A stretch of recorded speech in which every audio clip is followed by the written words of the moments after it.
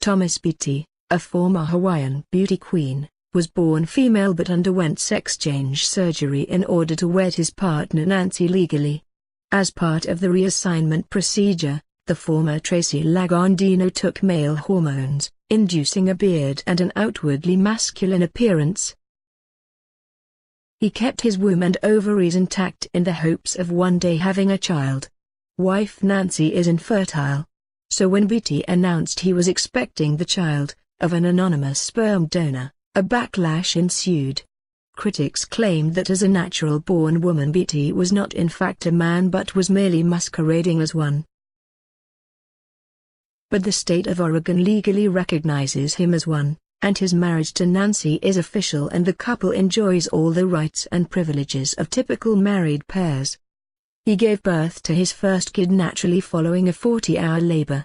And now he's pregnant again. His second baby is due June 12, 2009.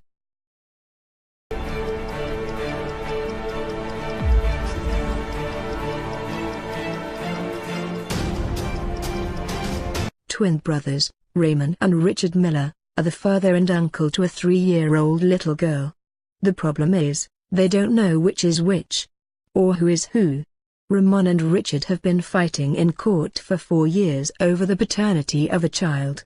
The identical Missouri twins say they were unknowingly having sex with the same woman.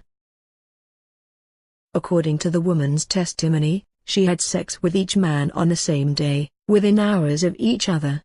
When the woman in question, Holly Marie Adams, got pregnant, she named Raymond the father, but he contested and demanded a paternity test, bringing his own brother Richard to court.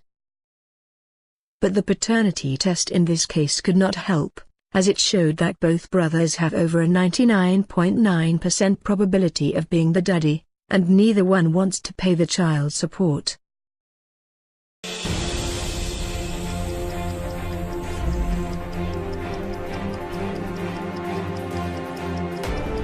In Stuttgart, Germany, a man hired his neighbor to get his wife pregnant.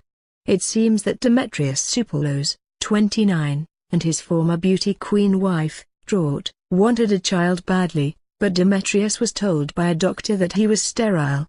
So, Supelos hired his neighbor, Frank Maus, 34, to impregnate her. Since Maus was already married and the father of 2 children, plus looked very much like Supelos to boot, the plan seemed good. Supelos paid Maus $2,500 for the job and for 3 evenings a week for the next 6 months, Maus tried desperately, a total of 72 different times, to impregnate Traut. However, when Traut failed to get pregnant after 6 months, Supelos was not understanding and insisted that Maus have a medical examination, which he did. The doctor's announcement that Maus was also sterile shocked everyone except his wife, who was forced to confess that Maus was not the real father of their 2 children.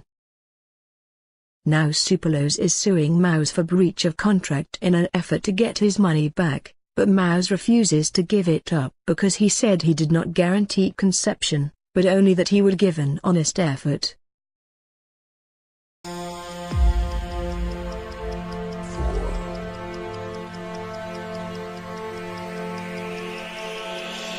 In June 2008, Chris Bibley, a former leukemia patient who had his sperm frozen as a teenager, fathered the baby after doctors successfully thawed his sample a record 22 years later. Chris was 16 when doctors told him that he needed radiotherapy that would leave him sterile and recommended before going ahead with the life-saving treatment that they put a sample of his sperm into cryogenic storage for future use. Now aged 38, he is celebrating the birth of a healthy baby daughter, Stella, who was conceived after scientists injected a defrosted sperm into an egg from his wife, Melody, and implanted it in her uterus. The 22-year lapse between storage in April 1986 and conception in June 2008 is a world record, according to specialists at the U.S. fertility clinic who carried out the procedure.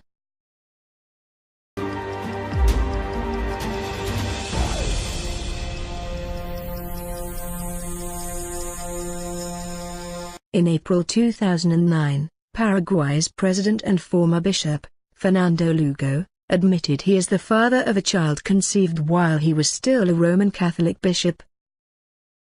Lugo, 57, renounced his status as bishop in 2006 to run for president, but it was not until July 2008 that Pope Benedict XVI gave him unprecedented permission to resign, relieving him of his chastity vows.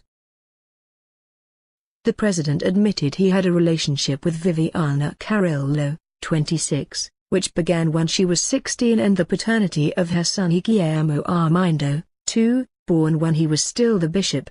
He finally came out 5 days after lawyers for Carrillo announced they were filing a paternity suit against him.